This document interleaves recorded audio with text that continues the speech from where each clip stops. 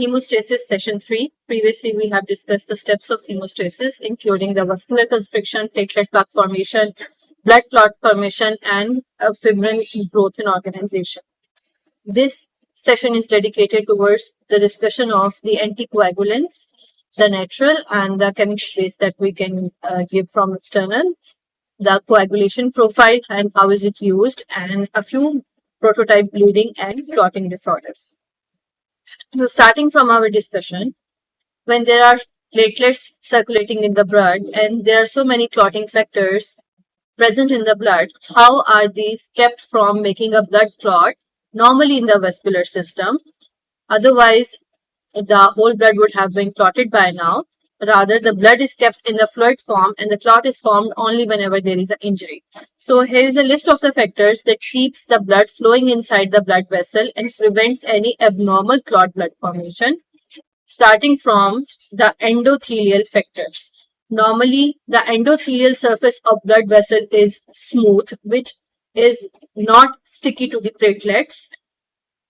The glycocalyx present on the platelets and the endothelial cell surface that repels each other. Also, there is presence of a protein called thrombomodulin. This thrombomodulin binds with the thrombin and prevents its action. Even if the thrombin is activated in small amount, the thrombomodulin can hamper its action by keeping it bound to a place and preventing its spread to the whole plasma. And there are anti-aggregating factors, including prostacyclin, nitric oxides, and some prostaglandins, which vasodilate the blood vessel and prevent the aggregation of the platelets, thereby preventing a platelet plug formation. Number 2, there is another category of factors known as intravascular anticoagulants. These are normally present in the blood, which prevent the activation of the clotting factors and also deactivate the already activated clotting factors. For example, to name the most important one, heparin and antithrombin. Heparin is also used as a medicine and given exogenously and is also present inside the blood as a natural anticoagulant. This can only work in combination with the antithrombin protein.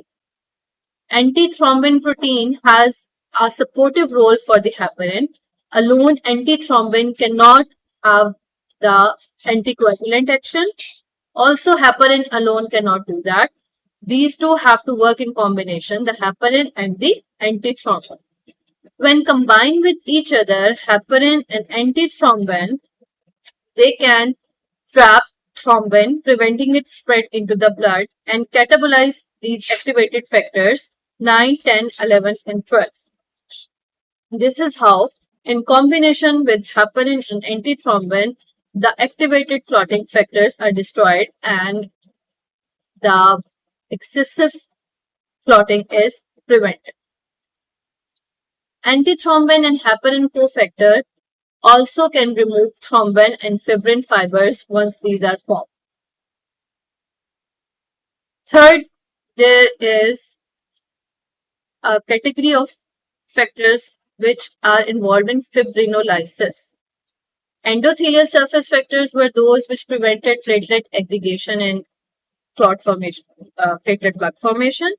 Intravascular anticoagulants were those factors which either prevented the activation or destroyed the activated clotting factors. And fibrinolysis is done by those factors which are going to dissolve the already formed blood clot.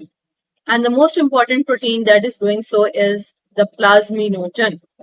This plasminogen is capable of lysing the fibrinogen, prothrombin, factor 7, factor 9, factor 10, and protein C as well. This protein C is involved in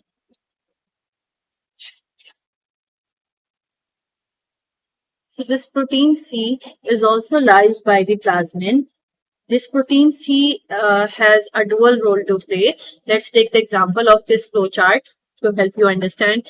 This protein C is, when activated, it acts with the help of the protein S to lyse the clotting factors, activated clotting factors like factor 8 and factor 5.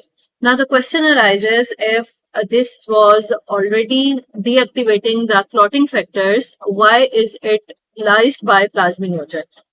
The reason behind is activated protein C is also doing another action known as inactivating the inhibitors of tissue plasminogen activator. Now, what is tissue plasminogen activator? This is what is converting plasminogen to plasmin, without which plasminogen cannot act. Only the plasmin can act and lyse fibrin and other clotting factors. So, deactivation of protein C by plasmin, as you can see over here. So once plasmin is activated, this is now inactivating protein C. If it doesn't do that, there would be excessive activation of plasmin and the anticoagulation will be much more as compared to procoagulation. Now, body wants to keep everything in balance, the procoagulant and anticoagulant activity. So normally in the body, the plasmin, once activated by the protein C, inactivates the protein C in return, so that the nature can keep a balance on the procoagulant and the anticoagulant factors. So let's summarize: the endothelial cell surface smoothness, presence of glycocalyx on it, presence of thrombomodulin on it. Number 2, intravascular anticoagulants, most important being heparin and antithrombin, and the fibrinolytic potential mostly by the plasmin, which can not only inactivate the activated clotting factors but also inactivates the protein C. Another thing you can appreciate in this image about plasmin is a plasmin is converted to plasminogen to plasmin, and there are multiple factors which are either enhancing or inhibiting it. For example, plasminogen activator inhibitors would be stopping this, whereas there are other factors which would be stimulating it, like tissue plasminogen activator, factor 11, 12A, kallikrein. The one in the red, these are inhibiting, and those in the blue are stimulating. Once it's stimulated, it will degrade fibrinogen into its degradation products. We talked about heparin antithrombin complex. Heparin is very important as it is not only present naturally but also given exogenously as a medicinal anticoagulant. Normally, this is present in very low concentration in the blood, so we use its therapeutic advantage. It is a highly negative charged conjugated polysaccharide, and it has little or no anticoagulant property alone. It can work only in combination with the antithrombin. Once activated, it can remove factor 2, that is thrombin, factor 9 and factor 12. 9 to 12, 9, 10, 11, 12, that means factor 2, 9, 10, 11 and 12. And this is also released by the basophils and mast cells. That was all about the natural anticoagulants. Now we are going to start the discussion about the bleeding disorders. We have categorized into 3 broad categories, those related to either vitamin K deficiency or liver disorders, number 2, hemophilia, and number 3, thrombocytopenia. And we will be discussing all these 3 one by one, starting from the vitamin K deficiency or liver disorder. Why these 2 are related? Because vitamin K is required by liver for activation of the clotting factors, and all the clotting factors are almost produced from only the liver. Vitamin K has a role to play by carboxylation of glutamic acid residues and formation of the clotting factors, especially factor 2, 7, 9, 10 and protein C. Previously we discussed heparin, and this gets confusing. Heparin has a role in anticoagulation of factor 2, 9, 10, 11, 12, and vitamin K has a role in activation of factor 2, 7, 9, 10 and protein C. So how does it play its role?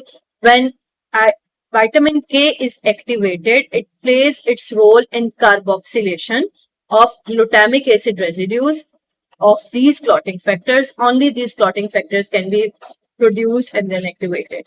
Now, how is this vitamin K activated? From reduced form that requires another enzyme known as vitamin K epoxide reductase. So either the deficiency of this enzyme or deficiency of vitamin K will lead to the deficiency of these clotting factors and hence the bleeding disorders. Sources of vitamin K are maybe from the diet, and it is also synthesized from the gut flora. In neonates, the gut flora is not much well developed. That is why they can experience vitamin K deficiency and bleeding. So just after birth, neonates are given an injection of the vitamin K to avoid this bleeding. So deficiency of vitamin K can manifest among neonates. In the GIT disorders, when there is fat malabsorption or bile duct obstruction, again this is related to the fat malabsorption, as vitamin K is a lipid soluble vitamin, so this requires fatty substances absorption for its absorption as well. And its treatment is simply giving the vitamin K injection. Moving on to the second category of hemophilia. So hemophilia overview we'll have from over here. It can be because of factor 8 or 9 deficiency, and this is an X-linked recessive disorder, so that is why this is more frequent among males, and this leads to bleeding tendency from the larger vessels, whereas the platelet disorder led to bleeding tendency from the smaller vasculature. Capillaries and small vasculature lead to petechia and purpura, whereas the bleeding disorders caused because of clotting factor imbalances will lead to bleeding from the larger vessels and leads to ecchymosis and subcutaneous bleeds, even into the organ tissue. So talking about hemophilia, hemophilia A or classic hemophilia is because of deficiency of factor 8, whereas factor 9 deficiency can also lead to hemophilia, and we call it hemophilia B.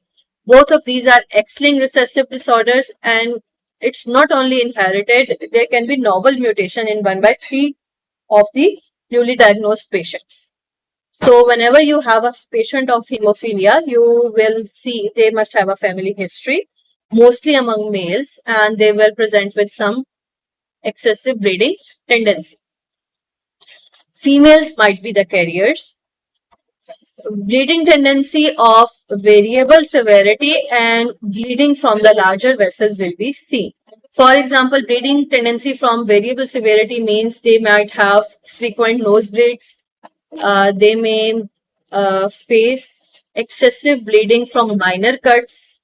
They may have bruises on their joints, and without any injury, they may have ecchymosis over their body. They may experience excessive bleeding from a tooth extraction or after surgery. The treatment for hemophilia is to replace factor 8 externally by clotting factor infusion. Factor 8 has not only a role to play in clotting cascade, but it has another clinical correlation. As we discussed in our session on platelets, we said the von Willebrand factor is responsible for regulating the concentration of factor 8 in the blood. So whenever there is factor 8 deficiency, there will be hemophilia, and whenever there is von Willebrand deficiency, in addition to the platelet plug formation defect, there will also be an abnormally decreased amount of factor 8 in the blood, and that might also manifest as the symptoms of hemophilia. So if we recall the clotting cascade, intrinsic and extrinsic pathway, factor 8 was involved in the intrinsic pathway, not in the extrinsic pathway. So this is basically a defect of intrinsic pathway, and if it will also manifest if there is a defect in the von Willebrand large component. In both these cases, hemophilia-like symptoms will manifest. Then the thrombocytopenia, this will manifest because of the deficiency or abnormal platelets, and the patients will present with petechia and purpura rather than bleeding from the larger vasculature as seen in the hemophilia. Normal number of platelets, is 1.5 to 4.5 million, and the excessive bleeding will manifest when the platelet count decreases below 30,000 per microliter, and this will manifest as spontaneous bleeding even without provocation. Now, what can be the cause of thrombocytopenia? That is decrease in the count of platelets. It can be simply idiopathic. It can be because of an autoimmune reason where the antibodies are destroying the normal platelets. It can be because of something wrong with the spleen or liver, which are so enlarged that they are damaging and destroying the platelets before their 8 to 10 days half-life. Their reason can be excessive utilization, for example, excessive thrombosis, for example, seen in DIC, disseminated intravascular coagulation. Can be because of massive transfusion of the plasma, because of which the platelets were diluted. And the reason might be the decreased production in the bone marrow, for example, that occurs in various disorders of bone marrow, for example, myelodysplastic disorders, aplastic anemia, leukemia, lymphomas, infection, sepsis, or the nutritional deficiency. So at any level, either decreased production, more destruction, or increased utilization or autoimmune disorders can lead to deficiency of thrombocytes. And if thrombocytes are not there, the platelet plug will not be formed. Also, there would be defect at the level of clotting cascade because platelets are indirectly involved in the blood clotting as well, as we previously discussed. Treatment is simply blood transfusion or to remove the cause, for example, splenectomy, for example, giving immunosuppressive agents, for example, whatever the reason is, if there is lymphoma or leukemia, to treat it by chemotherapy. So this was all about the bleeding disorders. Now we are going to discuss the thromboembolic condition in which there is going to be excessive clotting. I hope you already know the difference between thrombus and embolus. Thrombus is an abnormal clot inside a blood vessel. For example, formed inside a peripheral vein of the leg. A person was paralyzed or having a cast on the lower limbs after accident, could not move. Stasis led to the formation of the thrombus in the peripheral vasculature of the leg. If this clot breaks away and lodges somewhere else in the peripheral vasculature, floats away into the peripheral blood, then we call it embolus. For example, the thrombus of the peripheral vein of the leg gets embolized to the pulmonary circulation and leads to pulmonary embolus over there. Now, what can lead to this thromboembolic condition? The cause can be rough endothelial surface. Normally, the endothelial surface is smooth, which prevents the abnormal clotting, whereas the rough endothelial surface can lead to excessive thromboembolic condition. For example, atherosclerosis, infection or trauma of the blood vessel. Widespread trauma, for example, after the burns, can lead to thromboembolism. Atherosclerosis, hypertension, this all damages the endothelial vessel surface, can also lead to abnormal clotting. Number 2, sludging or stasis of the blood.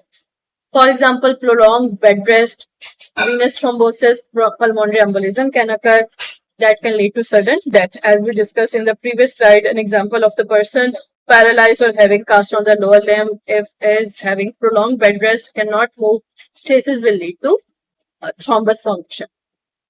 Then there is disseminated intravascular coagulation. We will discuss in the next slide in detail. The treatment of any thromboembolic condition is giving anticoagulants or providing the tissue plasminogen activator. For example, after cardiac ischemia, within 1 to 2 hours, if tissue plasminogen activator is given, this can reverse the blood clot and restore the blood flow. Disseminated intravascular coagulation is caused because of widespread trauma. For example, because of endotoxins released in the sepsis, can lead to widespread endothelial damage throughout the vasculature of the body. There will be massive release of the tissue factor, which will lead to initiation of the intrinsic clotting pathway.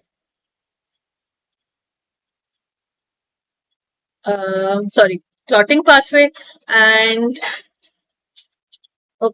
massive release of tissue factors means there is massive activation of the extrinsic coagulation pathway by the release of the tissue factor.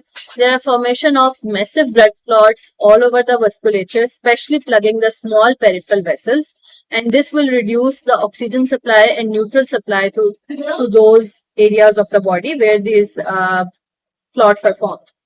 As there is going to be reduced oxygen and nutrient supply, ischemia of the peripheral tissue, that is going to exacerbate the shock which was initiated over here. Sepsis and circulatory shock, and this sepsis or shock is going to further damage the endothelial cells and release of further clotting factors and further clot formation, going in a vicious circle. And not only excessive clotting, but there is another face to the story. When there is going to be widespread consumption of the clotting factors, this is then going to result in excessive bleeding tendency as well. So this is a dual-edged sword. Somewhere the body is bleeding excessively and somewhere it is thrown into clots. And when you want to treat it, you do not know if to give coagulants or anticoagulants. So this is quite a lethal condition. If the sepsis is not quickly controlled, it may result in DIC, and that may result into death in just a few hours. Then we are going to talk about intravascular anticoagulants that can be used therapeutically. First of all, heparin.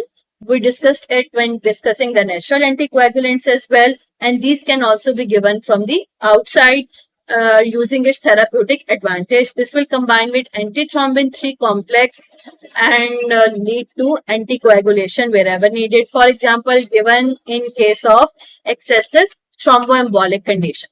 In this case, increase the clotting time from 6 minutes to even 30 minutes. Once given, a section lasts for 1.5 to 4 hours. If heparin dose is much more than what was required, it is catabolized by another protein called heparinase.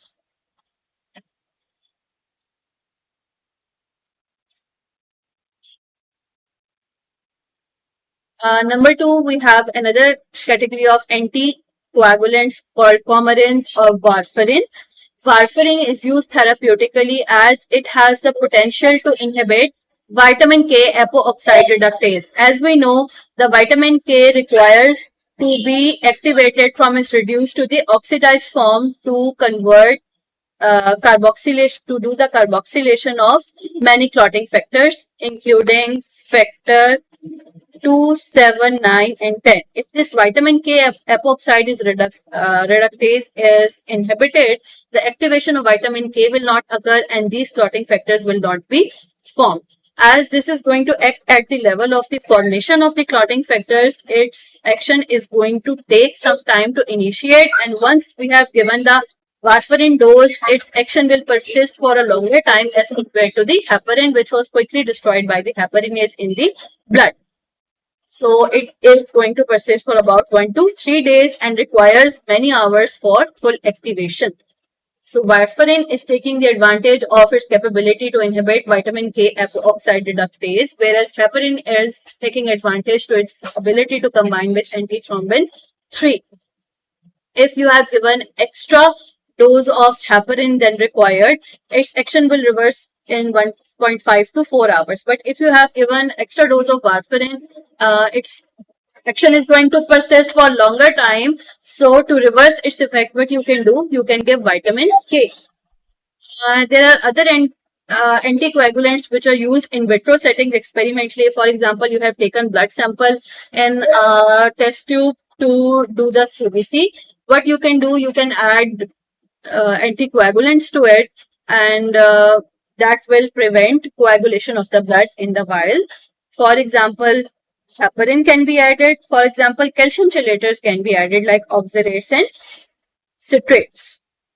Otherwise, on exposure to glass tube, blood will quickly coagulate.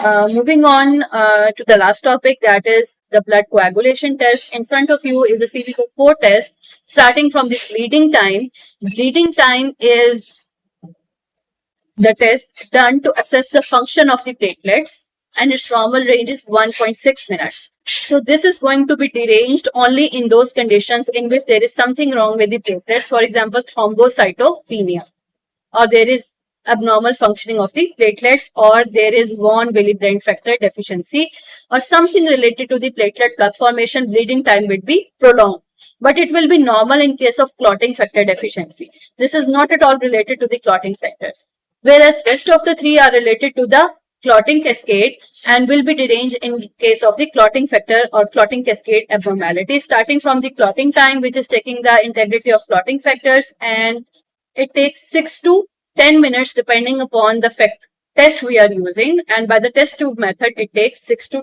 10 minutes in the normal blood. Rest of the two, prothrombin time and partial thromboplastin time, are respectively used to check the integrity of extrinsic and intrinsic coagulation pathway. We also abbreviate them as PT and APTT, activated partial thromboplastin time. If you remember, extrinsic coagulation pathway was shorter, 10 to 15 seconds, and intrinsic and common pathway was longer, 1 to 6 minutes. So I remember it by the way, this is shorter, so its test is having a shorter name, prothrombin time, and the other one is longer, having a longer name, APTT. And normal ranges are also in front of you, 12 seconds and 25 to 35 seconds. Another important clinical correlation over here is if we relate to warfarin and heparin. Warfarin inactivates these clotting factors which are more involved in the extrinsic and common pathway, whereas heparin inactivates factor 9, 10, 11, 12 which are more involved in the intrinsic pathway. So APTT is used to monitor the dose of heparin and PT used to monitor the dose of warfarin. So lastly, we have the international normalized ratio. As the different labs have different kits and different standards, different temperatures and different areas where they are working, to standardize the comparison of the prothrombin test, we have this ratio available which compares the prothrombin test to prothrombin normal range. And usually when we report the warfarin and dosage and efficacy and prothrombin, instead to standardize it, we use this international normalized ratio whose normal range is 0.9 to 1.3. More than that and less than that is an indicator of excessive clotting or bleeding tendency. That's all about the clotting test as well. And this is where we conclude our topic of hemostasis.